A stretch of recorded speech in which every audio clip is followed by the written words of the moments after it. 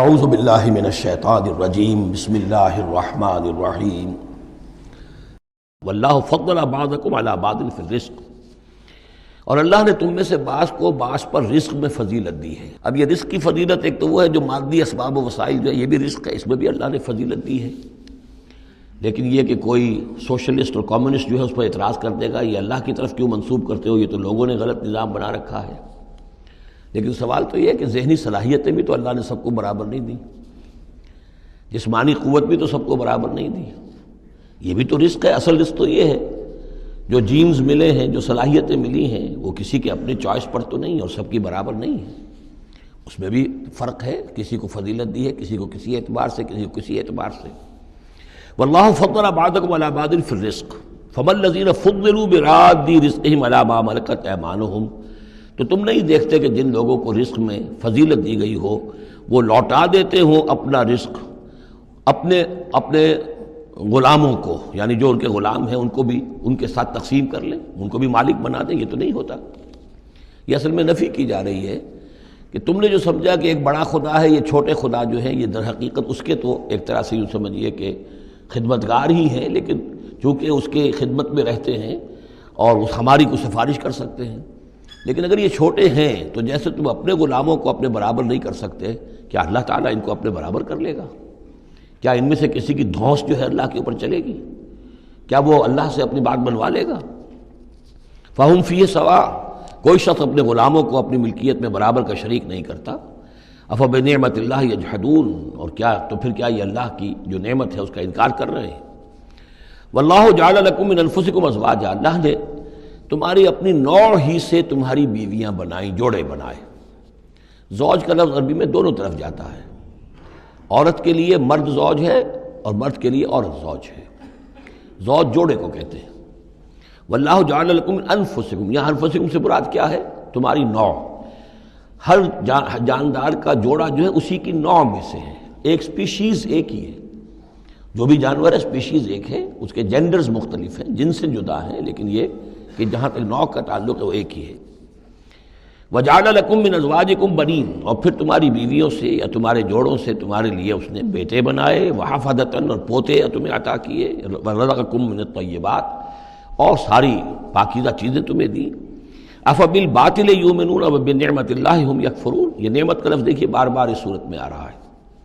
تو کیا یہ باطل پر ایمان رکھتے ہیں اور اللہ تعالیٰ کی نعمت کا انکار کرتے ہیں، کفران نعمت کرتے ہیں؟ وَيَعْبُدُونَ مِن دُونِ اللَّهِ مَا لَا يَمْلِكُ لَهُمْ رِزْقًا مِّنَ السَّمَاوَاتِ وَالْأَرْضِ شَيْئًا، اور یہ پوج رہے ہیں اللہ کو چھوڑ کر ان چیزوں کو جنہیں کوئی اختیار نہیں ہے ان کے لیے کسی رزق کا، نہ آسمانوں سے نہ زمین سے، وَلَا يَسْتَطِيعُونَ، نہ اس کی قدرت رکھتے ہیں۔ یہ ذہن میں رکھیے کہ یہ جو مشرکین عرب تھے اپنے ایام جاہلیت میں بھی تلبیہ جو پڑھتے تھے، لبیک اللہم لبیک لبیک لا شریک لک لبیک، تو اس میں موجود تھا لا شریک لک لبیک الا شریکا تملکہ وما ملک، تیرا کوئی شریک نہیں ہے، ہاں وہ شریک کہ جو کچھ اس کا اختیار ہے اس کا بھی مالک تو ہی ہے، یعنی بالآخر اختیار تیرا ہی تیرا ہے، کسی تیرے شریک کے پاس کوئی اختیار جو ہے تجھ سے آزاد ہو کر آٹونومس کوئی اختیار اس کے پاس نہیں ہے۔ تملکہ وما ملک، تو ہی اس کا بھی مالک ہے اور جو بھی اس کا اختیار ہے وہ بھی در حقیقت تیرا ہی عطا کردہ ہے، یا تیرا اختیار مطلق اس کے اوپر بھی غالب ہے۔ تو گویا کہ جیسے عیسائیوں کے ہاں انہوں نے توحید کو تثلیث میں بدلا، پھر تثلیث کو توحید میں لے آتے ہیں، 3 in 1 and 1 in 3، اسی طریقے سے مشرکین عرب توحید کے اندر شرک پیدا کرتے تھے، شرک کو پھر لوٹا دیتے تھے توحید کی طرف۔ فَلَا تَضْرِبُوا لِلَّهِ الْأَمْثَالَ، تو دیکھو اللہ کے لیے کوئی مثالیں بیان نہ کیا کرو، اگرچہ اسی صورت میں ہم پڑھ چکے ہیں وَلِلَّهِ الْمَثَلُ الْأَعْلَىٰ، ظاہر بات ہے کہ اللہ تعالیٰ کی ایک ہستی ہے، بہت بلند و بالا ہے،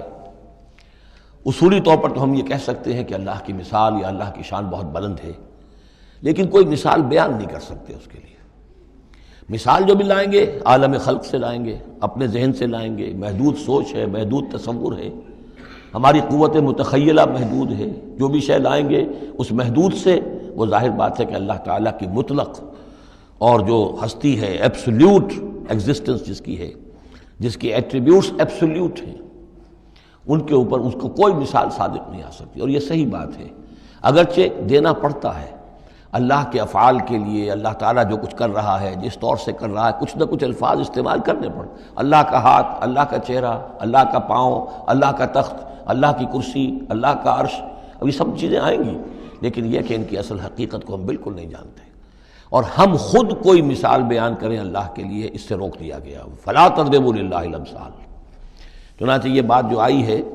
سورہ شورى میں تو بلکہ کیٹیگوریکلی آئی ہے، لیس کمثلہ شیء، اس کے مثال کسی کوئی شے بھی موجود نہیں۔ ان اللہ یعلم وانتم لا تعلمون، اللہ جانتا ہے تم نہیں جانتے۔ ضرب اللہ مثلا عبدا مملوکا، اللہ نے ایک مثال بیان کی ہے تمہارے لیے ان کے شرک کی نفی کے لیے۔ عبدا مملوکا، ایک بندہ ہے، غلام ہے، مملوک ہے، لا یقدر علی شیء، اس کا کوئی اختیار ہے ہی نہیں، کچھ کر ہی نہیں سکتا، ایک وہ بندہ ہے۔ وَمَنْ رَزَقْنَاهُ مِنَّا رِزْقًا حَسَنًا، اور ایک شخص وہ ہے جس کو ہم نے اپنے پاس سے بڑا اچھا رزق دیا ہے، رزق میں مال بھی آ سکتا ہے، علم بھی آ سکتا ہے۔ فَهُوَ يُنْفِقُ مِنْهُ سِرًّا وَجَهْرًا، پھر وہ خرچ کرتا ہے اس میں سے کھلے بھی اور چھپے بھی، یعنی مال بھی خرچ کر رہا ہے، اگر علم دیا ہے تو علم تقسیم کر رہا ہے، لوگوں کو پہنچا رہا ہے، تعلیم دے رہا ہے، تلقین کر رہا ہے، نصیحت کر رہا ہے۔ هل يستوون، کیا یہ برابر ہو جائیں گے؟ الحمدللہ، کل تعریف اور شکر اللہ کے لیے ہے، بل اکثرہم لا یعلمون، لیکن اکثریت جو ہے علم نہیں رکھتی۔ یعنی اللہ کے ایک وہ بندے ہیں کہ جو اس کے کام میں لگے ہوئے ہیں، امر بالمعروف نہی عن المنکر کر رہے ہیں، علم پھیلا رہے ہیں، یا اللہ نے مال دیا ہے تو اس کے دین کے لیے خرچ کر رہے ہیں، یا ابنائے نو میں سے جو لوگ ضرورت مند ہیں، محتاج ہیں، ان کو دے رہے ہیں، اور ایک وہ ہے کہ جس کے ہاتھ میں کچھ ہے ہی نہیں، اختیار ہی نہیں ہے، وہ کچھ کر ہی نہیں سکتا، تو یہ برابر کیسے ہو جائے گا؟ ضرب اللہ مثلا رجلین، اب اللہ نے ایک دو اور انسانوں کی مثال بیان کی۔ احدہما ابکم لا یقدر علی شیء وہو کل علی مولاه، ایک شخص کے دو غلام ہیں، ایک جو ہے ان میں سے وہ گونگا ہے اور وہ کسی کام کی صلاحیت نہیں رکھتا، اور وہ تو اپنے آقا کے اوپر بوجھ بنا ہوا ہے، روٹی تو توڑتا ہے، کھانا تو کھاتا ہے، اس میں صلاحیت کوئی ہے ہی نہیں، کوئی کام کر نہیں سکتا۔ غلام جو لوگ ہوتے تھے آقاؤں کے، وہ کما کے بھی لاتے تھے، اور ان کی کمائی سے جو ہے وہ لوگ پھر عیش کرتے تھے۔ لیکن ایک غلام ایسا ہے، نکما ہے، ابکم لا یقدر علی شیء وہو کل علی مولاه اینما یوجہہ لا یأتی بخیر، جہاں کہیں بھی وہ آقا اس کو بھیجتا ہے وہ کوئی خیر لے کر نہیں آتا، نہ کوئی نفع کی بات، نہ کوئی نفع۔ حل یستوی ہوا، کیا برابر ہوگا وہ بندہ، وہ غلام، ومن یامر بالعدل، اور ایک اور غلام اس کا ایسا ہے کہ جو حکم دیتا ہے عدل کا، وَهُوَ عَلَىٰ صِرَاطٍ مُسْتَقِيمٍ، اور وہ سیدھی راہ پر قائم ہے۔ یہ مثال دے رہا اللہ تعالیٰ اپنے غلاموں کی کہ میرے بھی تو غلام، تم سب میرے غلام ہو۔ ایک میرے وہ غلام ہے کہ جو میرے رزق کو جو ہے وہ تو کھا رہے ہیں، پی رہے ہیں، لیکن میرا کام کوئی نہیں کر رہے، میرے دین کی خدمت کوئی نہیں کر رہے، میری کتاب کی خدمت نہیں کر رہے، میری مخلوق کی خدمت نہیں کر رہے، خدمت خلق نہیں کر رہے، روٹیاں توڑ رہے ہیں، میرے دیے ہوئے رزق میں سے جو ہے وہ کھا پی رہے ہیں، عیش کر رہے ہیں۔ یہ اس غلام کے مانند ہے کہ جو اپنے آقا پر بوجھ بنا ہوا ہے،